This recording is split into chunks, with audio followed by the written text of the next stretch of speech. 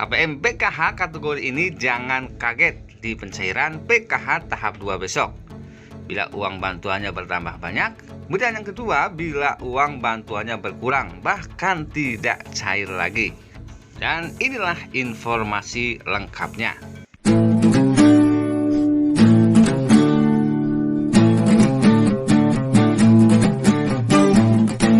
Assalamualaikum warahmatullahi wabarakatuh dan salam sejahtera buat kita semuanya. Teman-teman sosial semuanya, bagaimana kabar kalian? Semoga selalu senantiasa dalam keadaan sehat dan dimudahkan segala urusannya. Amin amin ya robbal alamin. Tak lupa kami ucapkan banyak-banyak terima kasih khususnya buat kalian yang selalu mendukung channel ini hingga sebesar seperti sekarang ini. Semoga kebaikan kalian dibalas oleh Allah Subhanahu wa taala, Tuhan Yang Maha Esa, dengan limpahan kebaikan, kesehatan, dan rezeki yang barokah tentunya. Amin, amin ya robbal alamin.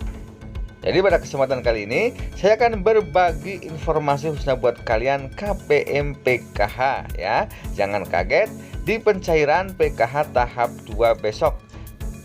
Yang pertama, bila uang bantuannya bertambah banyak ya. Kemudian yang kedua, bila uang bantuannya berkurang, bahkan ada yang tidak cair lagi.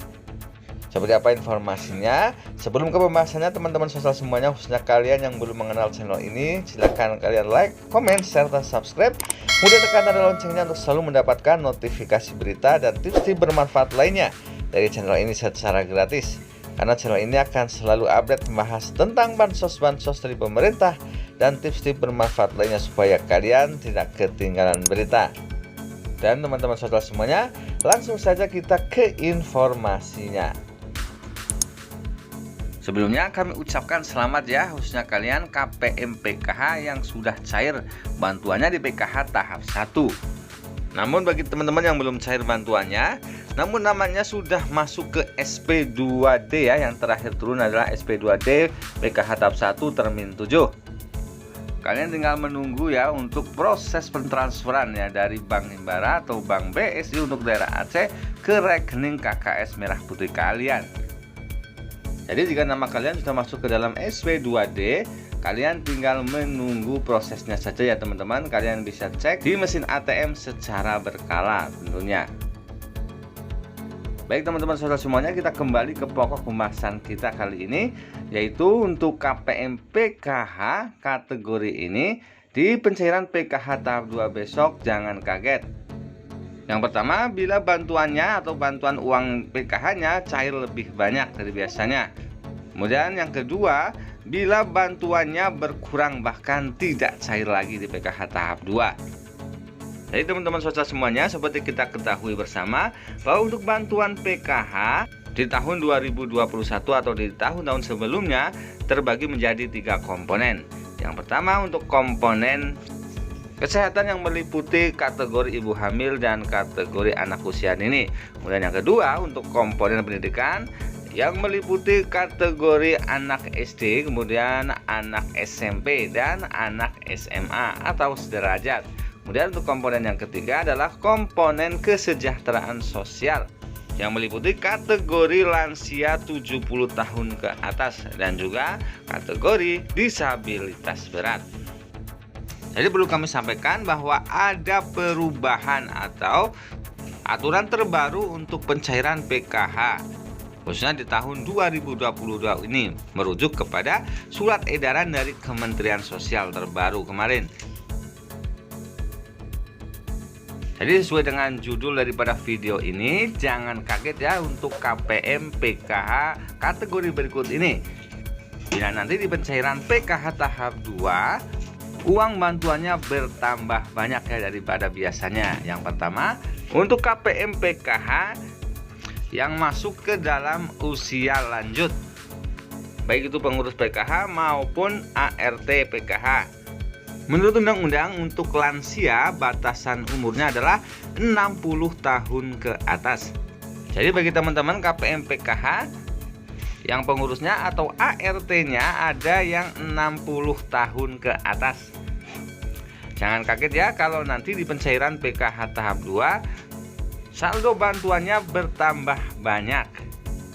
Karena untuk KPM PKH yang memiliki Pengurus atau ART KPM PKH yang berumur 60 tahun ke atas otomatis akan masuk ke dalam komponen kesejahteraan sosial kategori lanjut usia. Jadi tidak seperti tahun-tahun sebelumnya ya, bahwa untuk lanjut usia di PKH yang mendapatkan bantuan adalah 70 tahun ke atas. Namun di peraturan terbaru di tahun 2022 ini, orang umur 60 tahun ke atas sudah otomatis masuk ke dalam kategori lanjut usia dan mendapatkan bantuan untuk komponen PKH lanjut usia.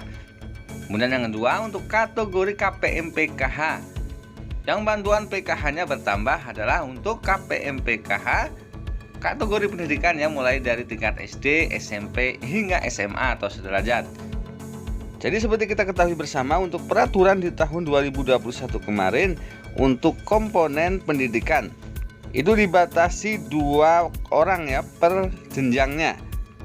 Contohnya bila punya 3 anak dan 3-tiganya masih duduk di bangku SD, di tahun 2021 kemarin yang mendapatkan bantuan PKH hanya 2 anak saja. Namun berita gembiranya, di peraturan tahun 2022 ini untuk komponen pendidikan tidak ada batasannya ya di setiap jenjang pendidikan. Misalnya anak kalian ada 3 di tingkat SD dan ada 1 di tingkat SMP atau SMA. Maka yang akan dihitung mendapatkan bantuan PKH adalah di tingkat SD 3-tiganya dihitung, dan juga yang di tingkat SMP dihitung 1. Jadi khusus bagi teman-teman KPM PKH yang mempunyai kategori anak usia sekolah ya, baik tingkat SD maupun tingkat SMP dan SMA. Misalnya di satu jenjangnya ada 3 anak sekaligus yang sekolah. Misalnya 3 anak kalian sekolah di jenjang SMA, otomatis semuanya akan mendapatkan bantuan PKH ya, otomatis bertambah untuk bantuan PKH-nya. Kemudian untuk soal yang kedua adalah untuk KPM PKH yang berkurang bantuan PKH-nya atau bahkan ada yang tidak cair untuk bantuan PKH-nya adalah yang pertama, bagi KPM PKH yang memiliki komponen pendidikan namun datanya atau sekolahnya tidak terdaftar di Dapodik. Saya kasih contoh, misalnya kalian punya 2 orang anak ya, yang 1 anak di tingkat SD, yang 1 anak di tingkat SMP atau SMA.